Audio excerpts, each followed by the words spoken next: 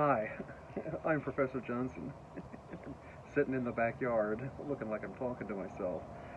But I wanted to give you a short video explanation slash discussion of writing to argue and why the arguing a position paper has a, let's say, special place in 101. So, three things. Um, Thing number one, it is arguably, Badumching, the kind of writing that you are most likely to do in your professional and academic future. Now, academic future, because even when you're doing things like lab reports, you're going to have to do a section at the end in which you are representing your conclusions. And those conclusions, what you think about the experiments you've performed, are going to represent your opinion, with which other people could arguably disagree. And you have to represent that opinion clearly, state it in a way that they understand it, and then provide support for it. Then there's the kind of writing that you'll do in future classes academically. Papers that you write for history, papers that you write for philosophy, even research that you will present in social science classes like psychology or econ. They're all going to have a kind of argumentative basis. Essentially, someone saying, look at this information and tell me what you think. So, professional future, academic future argument's going to be at the heart of it. Thing two. There are people who teach writing who will make the case that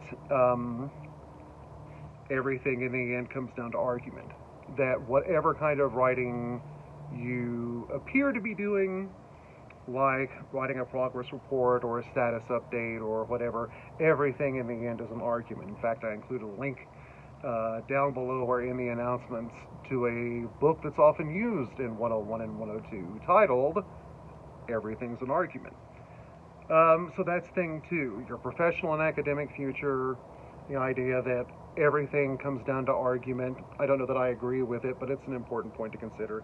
And then finally, the most immediate concern, when you go on to English 102, either at Oakton or someplace like it,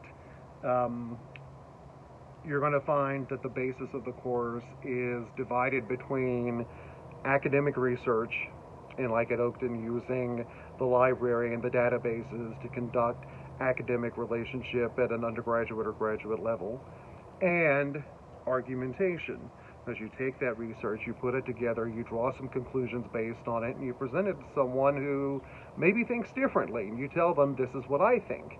This is what a boss or a supervisor is going to ask you to do too. Look at all this information, tell me what you think. Report to the team on Monday. So there you go. When you tell someone what you think about something, you leave room for disagreement. You address that disagreement, you're making a kind of an argument. Now, there are varying degrees of energy and passion and commitment behind each argument that you make, some with more energy than you might otherwise, but and it doesn't always involve shouting and screaming and throwing dishes and waving